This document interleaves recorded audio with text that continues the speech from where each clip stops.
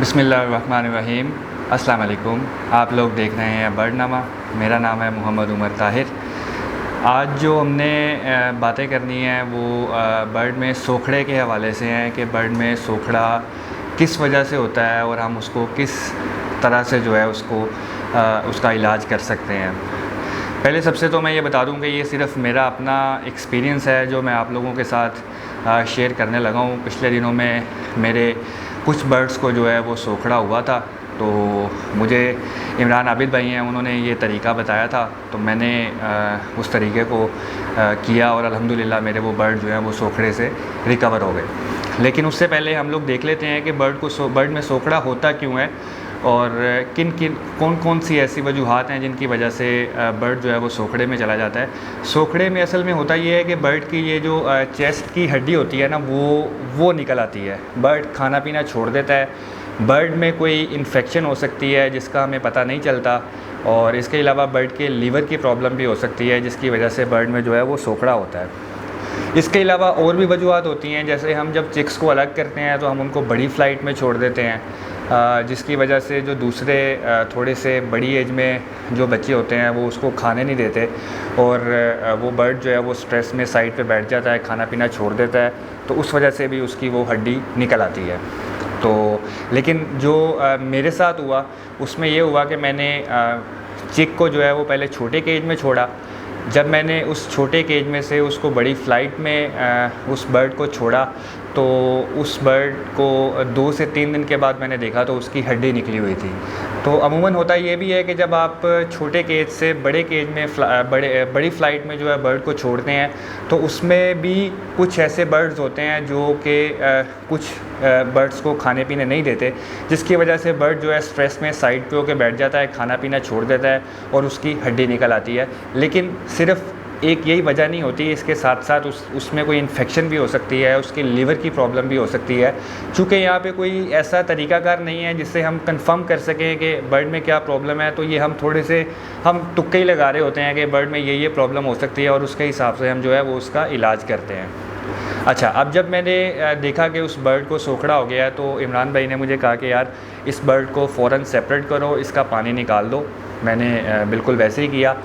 उन्होंने मुझे जो तरीक़ाकार बताया उसमें उन्होंने मुझे बताया कि विब्रामाइसिन कैप्सूल लेके आओ, एक पूरा पत्ता, उसके बाद लाइजोवेट सिरप, जेटिपार सिरप, और अगर आपके पास स्पार्क अवेलेबल है तो वो भी उसमें जो है वो देना है। अच्छा, अब पानी मैंने उसका निकाल दिया कोई 4-5 घंटों के लिए, और उसके बाद जो है मैंने उसमें एक कैप्सूल पानी वाली डी में एक कैप्सूल मैंने जो है वो उसका डाला विब्रामाइसिन का, और 2 सीसी मैंने उसमें लाइजोवेट डाला, 2 सीसी मैंने उसमें जेटिपार सिरप डाला, और 1 सीसी मैंने उसमें जो है वो स्पार्क डाला, और वो मैंने पानी उसे दे दिया।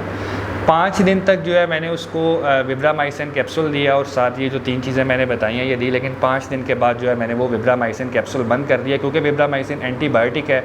अगर बर्ड में किसी भी तरह की कोई इन्फेक्शन होती है तो वो विब्रामाइसिन से जो है वो रिकवर हो जाती है। उसके बाद जो हमारा लाइजोवेट सिरप है ये एज अ एपिटाइज़र यूज़ होता है, बर्ड की भूख को बढ़ाता है, बर्ड को खाने की तरफ जो है वो उसको मतवज्जा करता है। तो लाइजोवेट सिरप जो है वो इसलिए दिया जाता है। जेटिपार सिरप जो है वो अगर बर्ड के लीवर में कोई इन्फेक्शन है तो वो उसको जो है वो क्योर करता है। तो स्पार्क वैसे ही इम्यूनिटी बूस्टर है, तो वो भी साथ साथ जो है वो चलता रहा। अच्छा, 5 दिन जो है वो विब्रामाइसिन कैप्सूल दिया, उसके बाद विब्रामाइसिन कैप्सूल जो है वो मैंने बंद कर दिया, और लाइजोवेट सिरप, जेटिपार सिरप और स्पार्क मैं देता रहा। उसके अगले 5 दिन के बाद मैंने स्पार्क भी जो है वो देना बंद कर दिया, और लाइजोवेट और जेटिपार जो है वो तकरीबन मैं 30 से 35 दिन तक देता रहा, जब तक कि मुझे लगा कि बर्ड जो है वो अपने सोखड़े वाली कंडीशन में से बाहर आ गया। तो अल्हम्दुलिल्लाह वो बर्ड जो है वो रिकवर हो गया। तो ये थोड़ा सा एक्सपीरियंस था मेरा, मैंने कहा आप लोगों के साथ शेयर कर देता हूँ। इसमें कोई 100% नहीं है कि मैंने मोड़ लगा के दे दी है कि आप लोग ये तरीक़ाकार करेंगे तो आपका बर्ड ठीक हो जाएगा। शिफा देने वाली अल्लाह की ज़ात है, तो हम तो सिर्फ इलाज ही कर सकते हैं।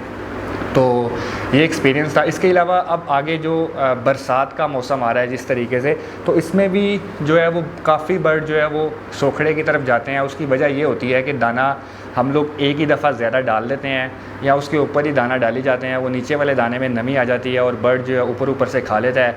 किसी बर्ड को मोटा दाना मिल जाता है खाने के लिए, किसी को नहीं मिलता है। जिस बर्ड को नहीं मिलता वो इसी तरह सोखड़े वाली कंडीशन की तरफ चला जाता है। तो कोशिश करें कि आगे जो बरसात वाला मौसम आ रहा है, बर्ड को उतना दाना डालें जो बर्ड एक दिन में ख़त्म कर ले, या चलें थोड़ा सा बच भी जाए तो उसके ऊपर अगले दिन ज़्यादा डाल दें। इससे ये है कि आप सोखड़े वाली जो है वो पोजीशन, बर्ड की जो पोजीशन होती है उससे बचा जा सकता है। तो ये कुछ मेरा अपना ज़ाती एक्सपीरियंस था जो मैंने आप लोगों के साथ शेयर किया है। इसमें इमरान आबिद भाई ने मेरी हेल्प की, तो मैंने कहा चलें इस पर एक वीडियो बना के जो है वो लोगों तक जो है वो पहुंचा देते हैं।